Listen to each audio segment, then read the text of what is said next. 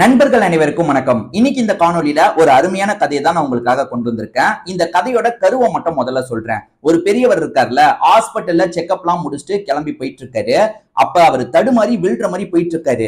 இதெல்லாம் கார்ல உட்காந்து சமீர்னு ஒருத்தர் பாக்குறாரு. அவரும் ஓடி போய் உதவி பண்ணலாம்னு நினைக்கிறாரு. ஆனா அதுக்குள்ள நிதின்ற ஒரு பொண்ணு அந்த பெரியவரை பார்த்து உதவி செய்யறாங்க. இதெல்லாம் பாக்குற சமீருக்கு அந்த பொண்ணை பிடிக்க ஆரம்பிக்குது.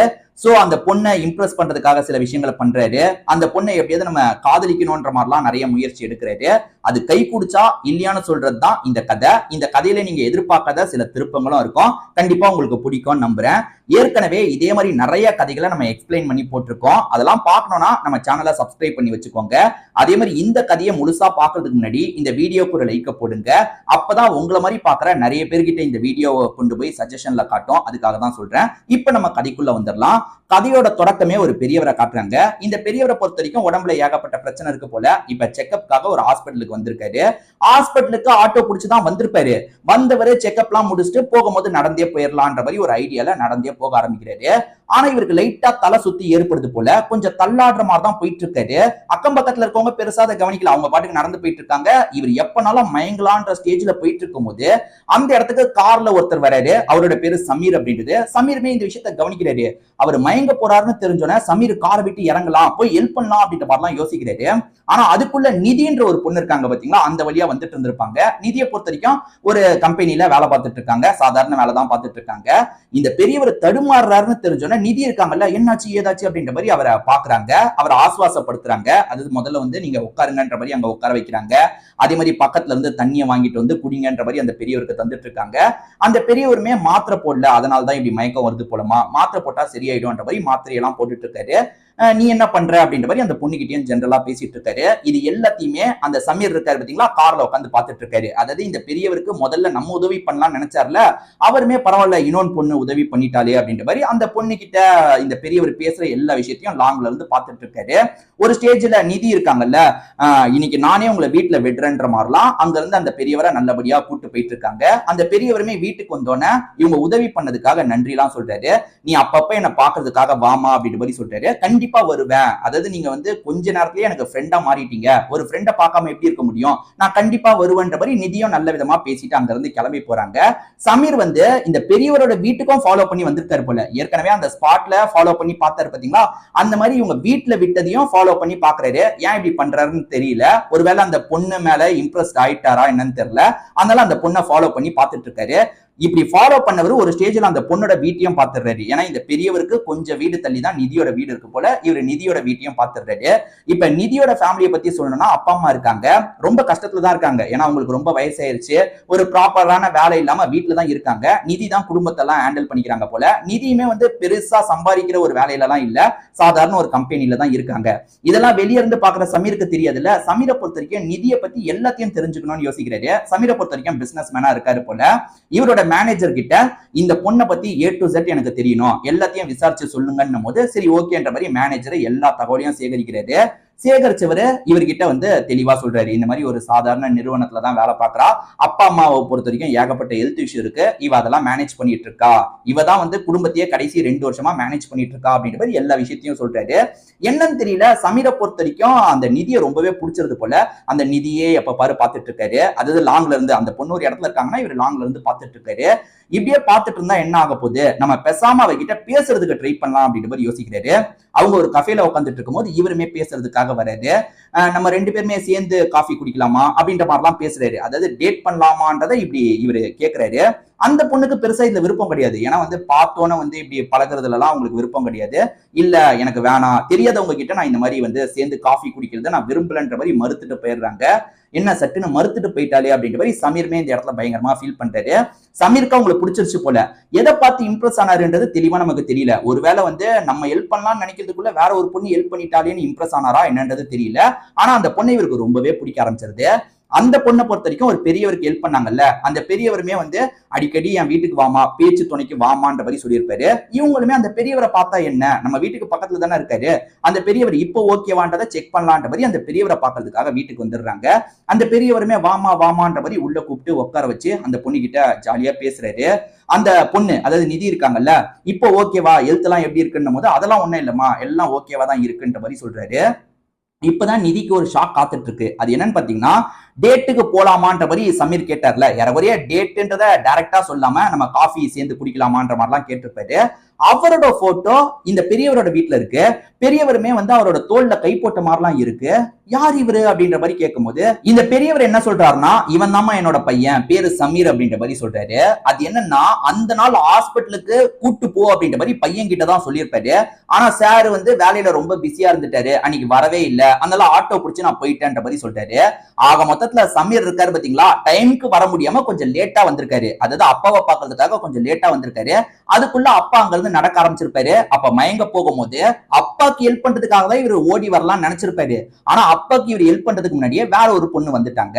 சமீரை பொறுத்த வரைக்கும் எப்படின்னு பாத்தீங்கன்னா, பிசினஸ் அப்படின்ற மாதிரி ரொம்ப பிசினஸ்ல மூழ்கி போயிட்டாரு. அப்பாக்கும் டைம் ஸ்பெண்ட் பண்ண மாட்டாரு. குடும்பத்தை சேர்ந்த நிறைய பேர் இருக்காங்கல்ல, அவங்களுக்குமே டைம் எல்லாம் ஸ்பெண்ட் பண்ண மாட்டாரு. இது எல்லாத்தையுமே இந்த பெரியவர் ஒரு குறையா தான் சொல்லிட்டு இருக்காரு. அது என்னன்னா வந்து, அவன் வந்து ஒழுங்கா இருக்கான், எல்லா விஷயத்திலயும் ஒழுங்கா இருக்கான், கெட்ட பழக்கம் எதுவுமே இல்ல, வேலைன்னு இருக்கான், அதெல்லாம் நல்ல விஷயம் தான்மா. அதே சமயம் ஃபேமிலி கூட டைமை ஸ்பெண்ட் பண்ணும், என் கூட அவன் டைமே ஸ்பெண்ட் பண்ண மாட்டான். சின்ன வயசுல வந்து அவன் கூடயே தான் நான் இருப்பேன், அவ்வளவு விஷயத்த அவனுக்கு நான் காமிச்சிருக்கேன், நிறைய இடத்துக்கு நாங்க சேர்ந்து சுத்துவோம், நிறைய பேசுவோம். இப்ப வந்து என்ன டோட்டலா அவன் வந்து மறந்துட்டாமா. ஏன்னா வந்து செக்அப்ல இருந்து எதுக்குமே வந்து அவன் சரியான டைமுக்கு வரதில்ல. அதே மாதிரி குடும்பத்துக்கிட்டயும் அவன் முன்ன மாதிரி பழகலமா, எல்லாரையும் ஒதுக்கி வச்சிட்டான், வேலையை மட்டும்தான் அவன் இப்ப பாத்துட்டு இருக்கான், ரொம்ப கஷ்டமா இருக்குன்ற மாதிரி இந்த பெரியவர் பேசிட்டு இருக்காரு. இந்த நிதியை பொறுத்த வரைக்கும் சமீரை நம்ம மாத்தலான்ற மாதிரி ஒரு எண்ணம் வந்துருது. பெரியவர்கிட்ட என்ன சொல்றாங்கன்னா, நீங்க கவலைப்படாதீங்க, எல்லாமே சரியாயிடும் அப்படின்ற மாதிரி சொல்லிட்டு இருக்காங்க. ஆறுதலா 4 வார்த்தை பேசிட்டு நான் கிளம்புறேன்ற மாதிரி அங்க இருந்து கிளம்பிடுறாங்க. சமீரை பொறுத்த வரைக்கும் இன்னமும் இவங்களை ஃபாலோ பண்ணிட்டு இருக்காரு. நிதி எங்க போறாங்க வராங்கன்றதெல்லாம் ஃபாலோ பண்ணிட்டு இருக்காரு. பிஸியா வேலை பார்க்கறவர் எப்படி ஃபாலோ பண்ணுவாருன்ற மாதிரி உங்களுக்கு ஒரு கேள்வி வந்திருக்கும். ஆக்சுவலா இப்போ வந்து அதுல இருந்து வெளியே வரணும்னு இவரே மனசார நினைக்கிறாரு. என்னன்னா, பிசினஸ்ன்ற மாதிரி நம்ம ஃபேமிலி எல்லாம் ரொம்பவே ஒதுக்கி வச்சிட்டோம் அப்படின்ற மாதிரி அவருக்கே ஒரு ஃபீலிங் வருது. அதனால அதுவும் இல்லாம நிதியை பார்த்தோன்னே இவருக்கு பிடிச்சிருச்சுல, அதனால தான் ஃபாலோ பண்ணிக்கிட்டே இருக்காரு. இவர் ஃபாலோ பண்ணிட்டு இருக்கும் போது நேரடியா அவங்களே வந்து பேசுறாங்க. பேசும்போது என்ன சொல்றாங்கன்னா, நான் இன்னைக்கு உங்க அப்பாக்கு ஹெல்ப் பண்ணதை நீங்க பாத்திருக்கீங்க, அப்படிதானே என்ன ஃபாலோ பண்ண ஆரம்பிச்சீங்கன்னு கேட்கும்போது இவருக்கு சட்டுன்னு என்ன சொல்றதுன்னு தெரியல. ஆமான்ற மாதிரி எல்லா உண்மையும் சொல்றாரு. அதாவது நான் அப்பாவுக்கு வந்து டைமை ஸ்பெண்ட் பண்ணணும்னு தான் நினைக்கிறேன், வேலையில வந்து சில விஷயங்களை நான் வந்து பக்கத்துல இருந்து பார்க்க வேண்டியதா இருக்கு, அதனாலதான் ரொம்ப கான்சியஸா வேலையில நான் கவனத்தை செலுத்தினேன், இதுக்கப்புறம் ஃபேமிலிக்காக கவனத்தை செலுத்தலாம் தான் இருக்கேன், என் அப்பாவுக்கு அதை புரிய வைக்கிறதுக்குள்ள இந்த மாதிரிலாம் ஆயிடுச்சு அப்படின்ற மாதிரி சொல்றாரு. அதாவது அன்னைக்கு நான் என்னோட அப்பாவை பார்க்கலான்னு போறதுக்குள்ள நீங்க வந்து புடிச்சிட்டீங்க, அதனால உங்க மேல எனக்கு ஒரு ஈர்ப்பு வந்துருச்சு அப்படின்ற மாதிரி எல்லா விஷயத்தையும் சொல்றாரு. இவங்களுமே என்ன சொல்றாங்கன்னா, உங்க அப்பா உங்களை நினைச்சு அவ்வளவு கவலைப்பட்டு இருக்காரு, உங்க அப்பா வந்து உங்க கூட நிறைய டைம் ஸ்பெண்ட் பண்ணணும்னு நினைக்கிறாரு, உங்க அப்பாக்கும் ஏஜ் ரொம்ப அதிகமாயிருச்சுல, அவரோட ஆசையை நீங்க நிறைவேற்றுங்க அப்படின்னும் போது நானே அந்த மைண்ட் செட்டுக்கு தான் வந்திருக்கேன். அதே மாதிரி சொந்தக்காரங்க எல்லாரையும் கொஞ்சம் ஒதுக்கி வச்சிட்டேன், இதுக்கப்புறம் அவங்க கிட்டயும் சகஜமா பேசணும் பழகணும்ன்ற மாதிரி தான் யோசிச்சுட்டு இருக்கேன்ற மாதிரி சொல்றாரு. நல்ல விஷயம் அப்படின்ற மாதிரி நிதி சொல்றாங்க. சோ இப்ப நிதி வந்து ஜாலியா பேசுறாங்கல்ல, இப்ப டேட்டுக்கு ஓகேவான்ற மாதிரி இவர் கேக்குறாரு. ஒரு ஸ்டேஜ்ல நிதியும் சிரிக்கிறாங்க. அதுக்கப்புறம் இவங்க ரெண்டு பேருமே அடிக்கடி சந்திக்கிறாங்க. அதே சமயம் இவர் அப்பா கிட்ட முன்ன மாதிரி வந்து சரியா பேசாமலாம் இல்ல, இப்ப நல்லாவே பேசிட்டு இருக்காரு. அதே மாதிரி சொந்தக்காரங்க கூட நிறைய டைம் ஸ்பெண்ட் பண்றாரு. இவங்க வெளியே போகும்போது நிதியும் அந்த இடத்துக்கு வர வைக்கிறாங்க. அப்பாக்கு ஏற்கனவே நிதி பழக்கம் இல்ல, நீயும் வாமான்னு கூப்பிடுறாரு. சோ இவங்க ரெண்டு பேருக்குள்ளயும் ஒரு பழக்கம் போயிட்டு இருக்கிறதும் அப்பாவுக்கு கொஞ்சம் கொஞ்சமா தெரிய வருது. அப்பாவும் சந்தோஷப்படுறாரு. ஆனா ஃபேமிலி கூடயும் அப்பா கூடயும் இவர் நிறைய டைம் ஸ்பெண்ட் பண்ணும் போது வேலையில கவனம் சதறிடுது பாத்தீங்களா, அதனால சில கான்ட்ராக்ட் கையை விட்டு போது, பிசினஸ்ல அடுத்தடுத்து சில அடியெல்லாம் சந்திக்கிறாரு. இப்ப மனசு உடைஞ்சிடுறாரு. ஐயோ, நம்ம இதுக்காக தான் வந்து பிசினஸ்லயே நம்மளோட கான்சென்ட்ரேஷனை வச்சுட்டு இருந்தோம், இப்ப ஃபேமிலி கூட நம்ம கொஞ்சம் டைம் ஸ்பெண்ட் பண்ணோன்னு இது அடி வாங்கிருச்சு அப்படின்ற மாதிரி இவர் பயங்கரமா ஃபீல் பண்ணிட்டு இருக்காரு. இதை நம்ம எப்படி திரும்பி வந்து மேனேஜ் பண்ணி கரெக்டா கொண்டு வரது அப்படின்ற மாதிரி கொஞ்சம் கவலையில இருக்கும் போது நிதி என்ன சொல்றாங்கன்னா, பிசினஸ்ல கொஞ்சம் முன்ன பின்ன நடக்க தான் செய்யும், அதெல்லாம் தாண்டி நம்ம ஃபேமிலி கூட டைம் ஸ்பெண்ட் பண்ணணும், ஃபேமிலி தான் முக்கியம், பிசினஸ் கூட நம்ம வந்து கீழே விழுந்தாலும் திரும்பி மேல கொண்டு வந்துடலாம், கவலைப்படாதீங்க, இது எல்லாமே தற்காலிகமா இருக்கிறது தான், சீக்கிரமே சரியாயிடும் அப்படின்ற மாதிரிலாம் இவரு கொஞ்சம் ஊக்கப்படுத்திட்டு இருக்காங்க. இவங்க சொல்றதும் சரிதான், நம்ம வந்து வேலை பார்க்குற நேரத்துல வேலை பார்த்து எப்படியாவது இதை சரிப்படுத்திடலான்ற மாதிரி யோசிக்கிறாரு. எங்க மிஸ்டேக் நடந்தது அப்படின்ற மாதிரி ஆளுங்களை கூப்பிட்டு பேசுறாரு.